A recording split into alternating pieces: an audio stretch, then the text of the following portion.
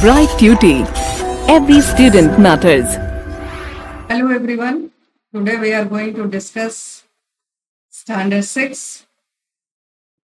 It's history part, chapter 3, early states, rise of Janapadas and Mahajanapadas. This is the name of our topic which we are going to discuss in detail about that. The formation, what is the meaning of Janapadas, what is the meaning of Mahajanapadas. So gradually we are coming to discuss some of the important Janapadas and some of the important Mahajanapadas as well.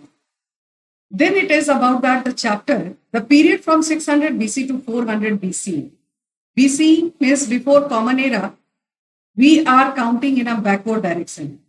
Saw the rise of Janapadas and the Mahajanapadas. This is the year, this is the century actually. In these centuries, the growth of the Janapadas and Mahajanapadas took place in our history. Large kingdoms. Janapadas were the small kingdoms and the Mahajanapadas were the large kingdoms, ruled by the powerful kings. Just now I saw you this previous slide was of the powerful kings.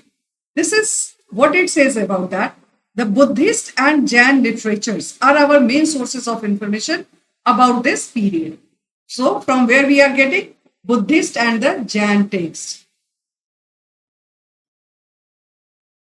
And Jain texts are the main source of information through which we are getting the entire detail about the formation of Janapadas, Mahajanapadas and their powerful rulers.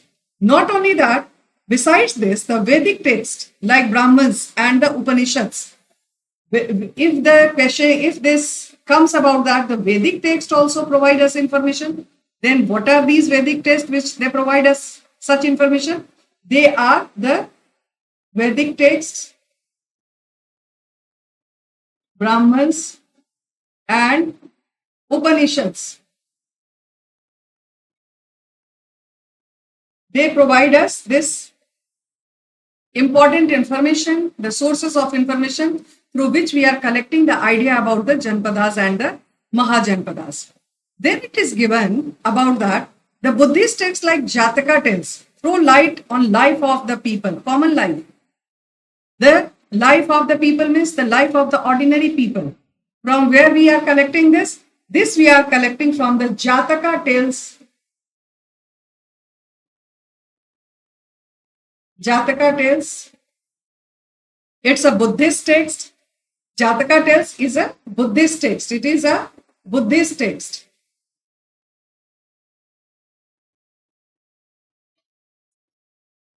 Which tells or which gives the information about the ordinary people of these centuries.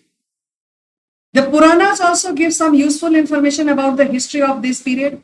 So about the Vedas, Brahmans, Upanishads, Puranas, it is related to the complete Hindu mythology. Then other than that, this is the Buddhist text and the Jain text, Jataka tales of Buddhism.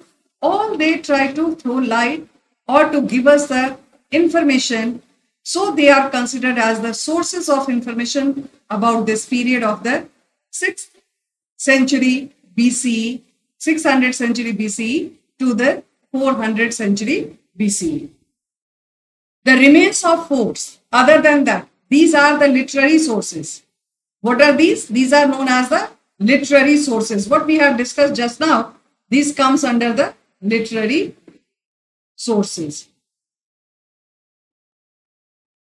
Then the architectural planning, the remains, the artifacts, the remains of forts and punch mark coins are also important sources of information.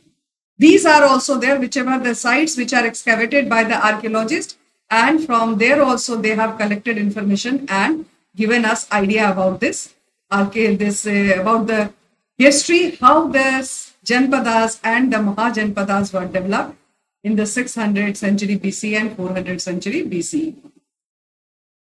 Then it comes about that the formation of the Mahajanapadas. This is our focus is now about that the Mahajanapadas, how this were formed, how it is constituted, who were the rulers and who were the members and about the ordinary people and their rule. These small Aryan settlements had now turned into large states called Janapadas. This is now the small Aryan settlements. Earlier it was known as maybe it was a small village-like structure. So they turned into the small states and now they have started calling it Janpadas. So this way the Janpadas were formed. Each Aryan tribe had its own Janpad.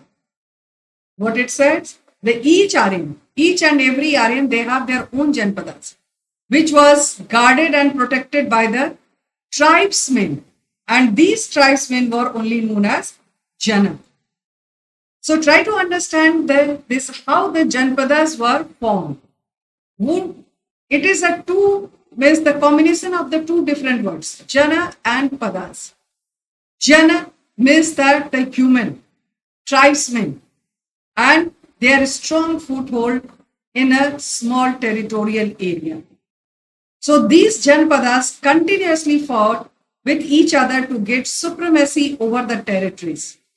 To miss supremacy over the territories as well as to enlarge their territories, they always have a war, they always have a conflict. And the ones who become more powerful were known as Mahajanapadas. Among the Janpadas only, the tribesmen continuously they fought the war with each other, tried to show their supremacy, and who they were the victorious, and they have been declared themselves or become more powerful, were known as the Mahajanapadas. From the Buddhist texts, we learn that there were 16 Mahajanapadas in the 6th century BC. There were altogether 16 in number. 16 Mahajanapadas were there, which we are learning from the Buddhist texts. So this is the map about that. All the important Mahajanapadas: Kamboja, Gandhar, Panchal, Kuru, Kosala, Vriji. It maybe you may get the spelling of Vriji like Vaji also. But there is no error. Malla, Kashi, Anga, Magar, Asaka, Chaitya, Vatsa, Matsya, Avanti and Surasena. These all are the name of the 16 Mahajanapadas of this 1600 BC. So all these are the very important Mahajanapadas in the 6th century BC in our country.